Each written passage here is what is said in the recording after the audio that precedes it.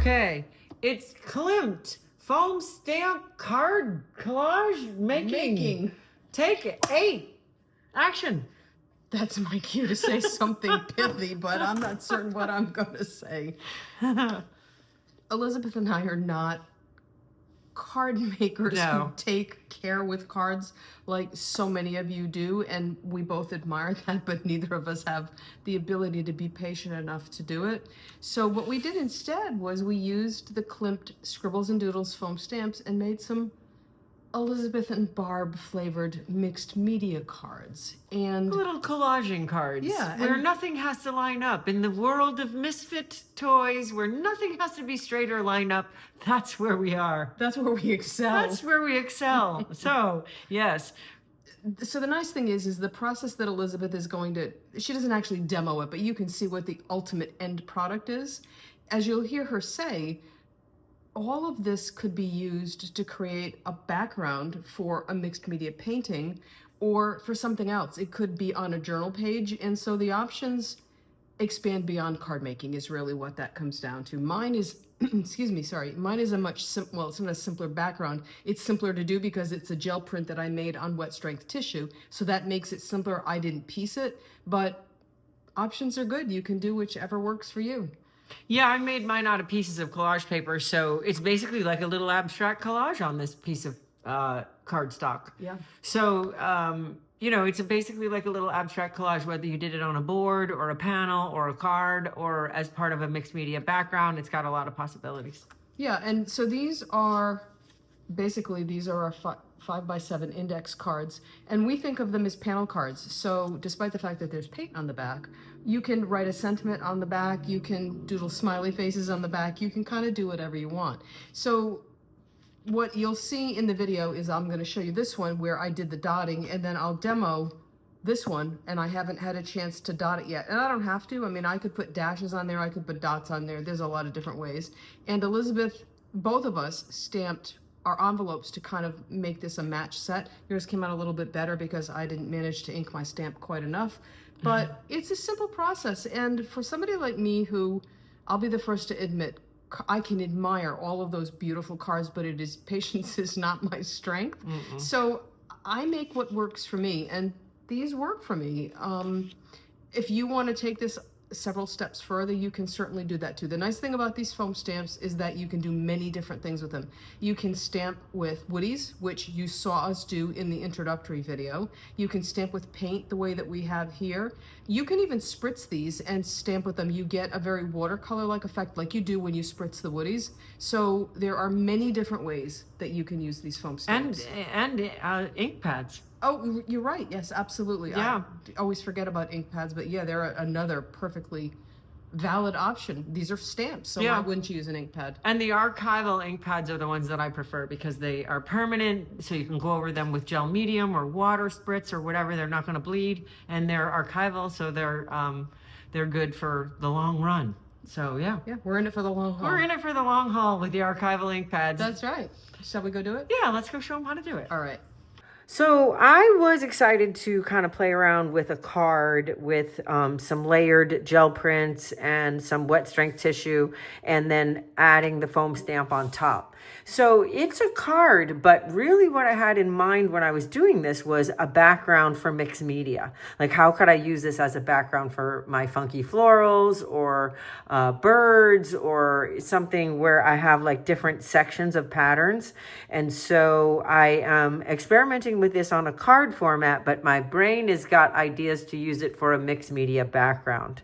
So on this one, I used separate pieces of gel prints, and then I added wet strength tissue paper with the Klimt stencil in white paint on the wet strength tissue, and then I stamped on top with black. Also, I have a 5x7 envelope to go with it. This one I stamped with white to pick up the white, and I have the teal. And on this one, I actually brought the stamp design all the way across the flap, which I thought was super cool. And then I have an alternate option. This is a different stamp than I used there. And then I have an alternate option where I use the same stamp in the dark color. So now I've got a coordinating envelope with the same stamp in the dark color. So I really am loving these as cards, but like I said, I've got ideas for them as mixed media backgrounds. So let me show you how I did it. So the first thing on this one, I'm going to try something dark. So I'm working on black cardstock, and I have adhered to this 1, 2, 3, 4, 5 squares of gel printed paper. And for the purpose of demonstrating, I used a glue stick, and I can feel that the corner of this is up. For a card, it's fine to use a glue stick, but I would use gel medium to create a mixed media background. But I am going to use the gel medium to adhere the wet strength tissue on top. So this is wet strength tissue with a Klimt stencil in white opaque paint on top of it. So the idea is to lay this over sort of the neutral medium colors where it stands out best. The wet strength tissue is going to disappear with the medium, but it's going to do the best over a color that is similar in value to the tissue itself. So in other words, it's not going to disappear so well over dark or even dark to medium, but it does disappear really well over this light medium value. And that's the color I have here.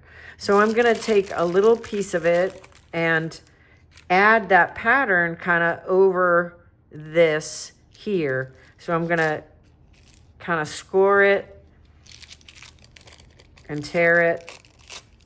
And then I'm just going to use some matte medium. And I'm using matte here because the card stock and the gel prints, nothing is shiny.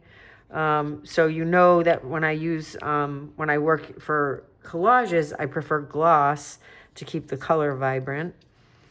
But here we don't want it to give a shiny one section of the card. So let's see, I'm going to go a little heavier there. I think more is better. Okay, so we're going to put this here. I think I'm going to overlap into that a little bit. And I just really had fun putting squares of different gel prints and different colors together. And these were all created with the Klimt Scribble and Doodle stencils. So here I'm going to overlap into the blue. And I have a nice torn, rough edge. And the best way to get that wet strength tissue to go as clear as possible is to apply more gel medium on top and really press it through with your brush. Really get a lot of glue to soak into the tissue to make it more transparent. So you can see that white now is very cool because it's on top of and crossing over into the blue section, and it's on top of this kind of neutral section and even coming over onto the orange section. So that's super nice, the way that it kind of breaks up all the squares. Okay, so I left myself a black area here in the same way that I left myself a white area up in this one to pick up the white and to give myself a light spot. So in this one, I think I'm going to stamp with opaque copper acrylic, and I'm going to start my stamp up in here so the copper will really stand up off the black and come into the dark area and really stand up off of there. So I haven't really decided which stamp I want to use yet. This one could be cool. Could reach down and cross over this dark, and I could let it run off the edge. I think that one could be pretty cool. What do you think, Barb? I think I like that. I think I like that too. All right. So, and then also I'm going to make sure that I stamp on the envelope over the flap while I have the paint out and everything, so I get this beautiful coordinating envelope. And here comes the 8x10 gel plate that we're going to be using as a palette. And this matte medium here is still a little sticky, but I think we can stamp on top of it okay. And by the time you get that paint brayered out, it'll probably be pretty close. For the purpose of demonstrating, also we could do this. Or we could run around the backyard with it over our head. All kinds of ways. Yes, the backyard, it's March. The backyard hasn't quite transformed into an oven yet. Yes, well, in Sacramento, the backyard is the heating oven that dries everything within 5 minutes in the summer. Okay, so we got some nice copper. Now, I'm choosing the copper color because it is opaque, or partially opaque. You can see that by the square on the bottom here. It's showing a half-filled square. So it's half opaque and a little bit translucent. But in my experience, metallic paints really stand up nicely over the black, even if a little bit of the black shows through. So you want to choose, if you're going over dark, you need to choose a light color that's opaque. So it's important to understand opaque versus transparent when you're stamping light colors over dark. All right, so that's pretty good. Then I'm going to take the brayer and get a little bit of an extra heavy. You want to get a thicker paint spread out on the gel plate than you would for printing, because the foam stamp absorbs a certain amount of it. So you really got to get a good layer on there. Okay, so now I'm going to, we're working on our non-stick craft mat, so I can go off the edge and not worry about it. I'm going to have it come a little bit into the darks and a little bit down into here for composition, and then press. And the nice thing about the foam stamp is you add the pressure and you get better contact with the paper, and this is a nice thick foam. As long as you don't shift it out of the way. And make sure you get good pressure in the middle, especially on the larger size stamps, because if you just press it with your palm, you've got this indentation and you end up with the middle doesn't get enough pressure. So be mindful of that. Okay, the big reveal. Oh, look at that. Yeah. Oh, yes. That works. That is beautiful. Look at that. Yep. Wow, I'm definitely not sending this to you. I'm definitely keeping that. We could frame this. You could. This doesn't even need to be a card. This is like a beautiful little collage. Not only that, but you could put something else over it. I mean, you could, do your thing on top of it. Yes, it will be a great background. It could be a section down the side. This is what I'm thinking. That like something like this could be a section down the side, like a strip down the side, or a section on the bottom, and then you can have your subject over here, kind of the way that I do my funky florals with the patterned sections, Barb? Yep. Like that would be super cool. So now I think I need to get a little bit more paint out here because I'm going to stamp my envelope, and I want to make sure that that copper stands up over the black, and now I have a matching envelope. So typically I get fingerprints all over my envelopes and the writing sides of the cards. It's a big mess. Okay, so it's the hand of the artist. Yes, it's the mark of the artist. So I'm opening up the flap because I really like the idea of having it go over the back. So when someone opens it, and you want to put it in your return address sort of area. Note, don't put art across the bottom of the envelope. The post office needs that to read the zip code. And if you do it, they'll just stick a big sticker on top of it. And that's just, thoughtless. It just doesn't look nice. We don't want that. So we're going to stay up here. Go over the flap. You can always write your return address on the back. Okay. So same thing. Pressure in the middle. Out all the edges. Oh, look at that. Yeah, that looks pretty cool. So now we have this beautiful, look at that, Barb. Yeah, it's a nice contrast. It looks really well done, and they very obviously work together. The envelope and the card. We got this one, the mixed media potential, and then I've got this one.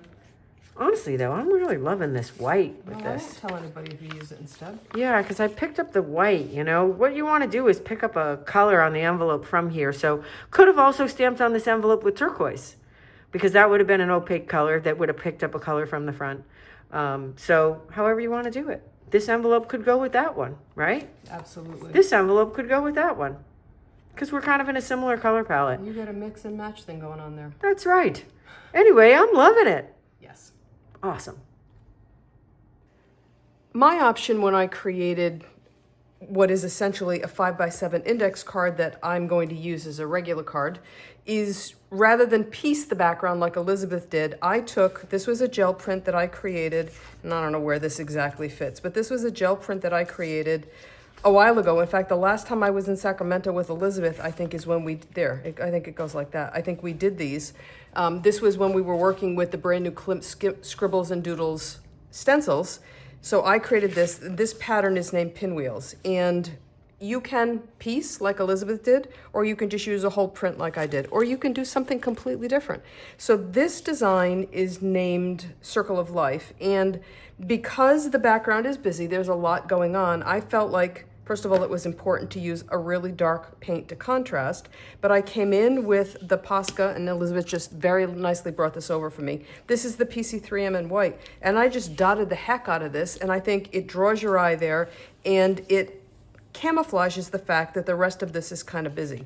So if this is Circle of Life, and that's that foam stamp, what I'm going to do this time is use this one that's named Doodle. Now I'm not going to stamp the whole thing on here, and since this part of the stamp is the bolder part, there are some thinner lines over here, this is the piece that I'm going to come in and I'll probably stamp something like this, I think.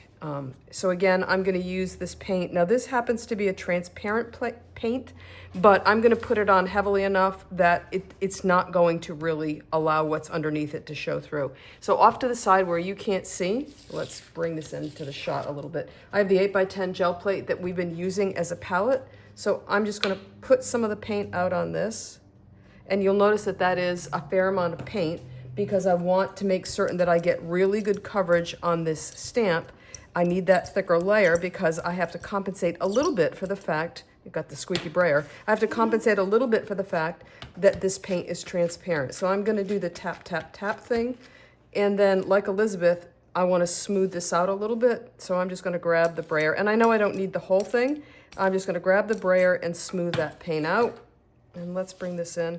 And I think I want to, on this first one, the stamp mostly is up in the green area, so I think this one I'm going to do just the opposite, and I'm going to bring this down into the pink area, and bam, just like that. I want to press in the center to make certain that I get good transfer of paint. Okay, let's lift this up. And that worked. I really like the way that that looks. I think this works really well together because so much of it, I'm gonna grab a piece of paper towel and just wipe this up. So much of it reflects all of those serpentine kind of soft curvy lines that Klimt was so famous for. I'm gonna put this to the side just for the moment. Actually, you know what? I'm gonna put it back in the paint for a moment. So I chose one of the pink envelopes. It works really well with this particular colorway. And I think I'm gonna do, because if copying is the highest form of admiration, then I'm going to admire what Elizabeth did. And I'm going to just stamp this one again. Let's just brayer this a little bit to make certain that we've got good coverage.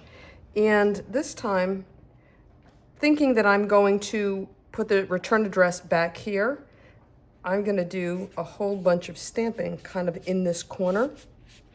And there's still room for the address over here, and I haven't impinged on that area where they do that encoding.